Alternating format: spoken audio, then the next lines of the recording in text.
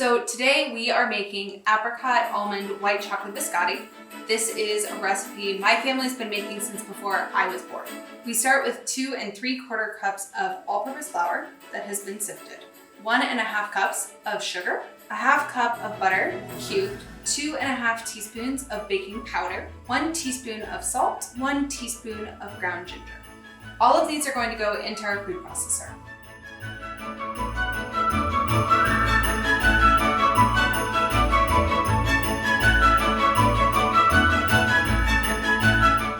Make sure that my butter is chilled when I put it in. If it's too warm, the dough does not come together.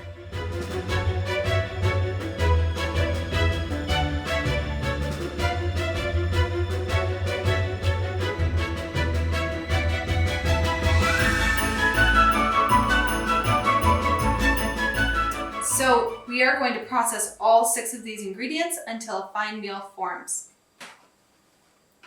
Add our lid and let her go. You don't really want to see any huge chunks of butter because then the dough doesn't fully come together. There we go. Next, I add 3 1/2 ounces of white chocolate chips. We're going to process this until you can see a few coarse pieces, but it's mostly incorporated.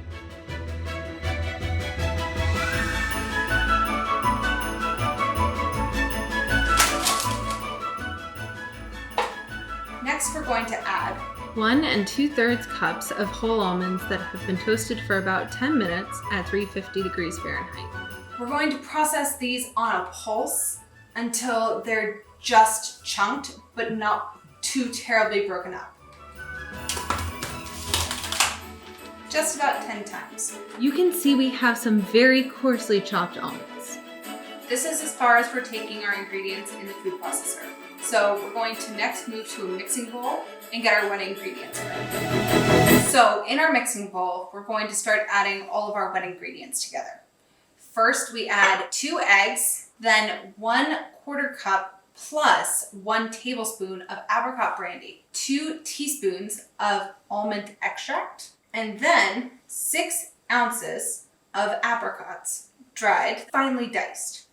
First things first, we're going to add our eggs. Always crack on a solid surface so you avoid getting shells.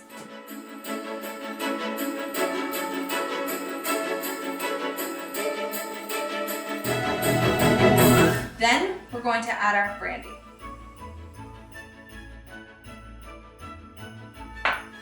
The almond extract. I like to mix these together really well at this point to make sure I beat my eggs.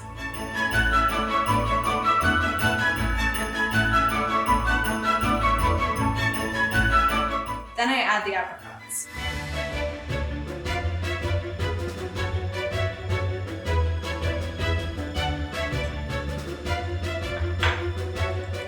We're going to add the food processor ingredients, all of our dry ingredients, into our wet ingredients and then combine them.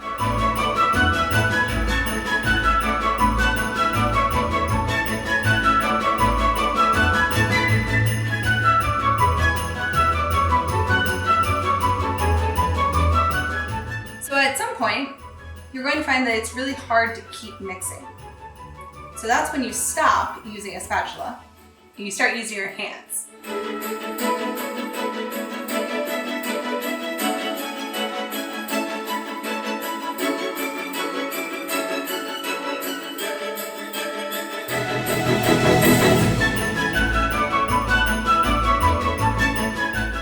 Your dough should hold together in one ball, just like this, and that's how you know it's time to stop mixing. We're going to divide the dough into 3 equal portions and form those portions into logs. Each log should be about 12 inches long by 2 inches wide.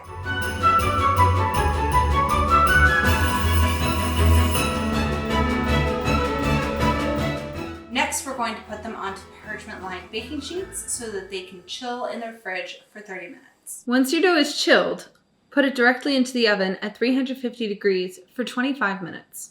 All right, These are now cooled, ready to be sliced and rebaked.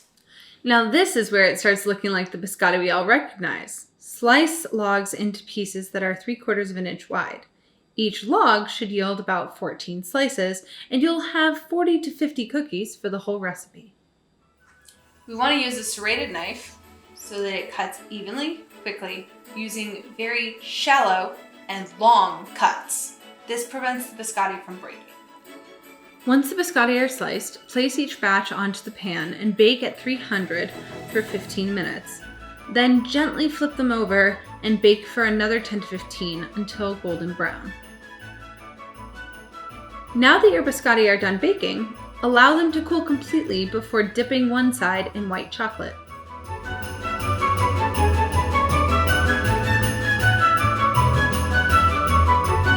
If you don't like white chocolate, no worries. Pick your chocolate of choice and then get dipping. Thank you so much for joining us today.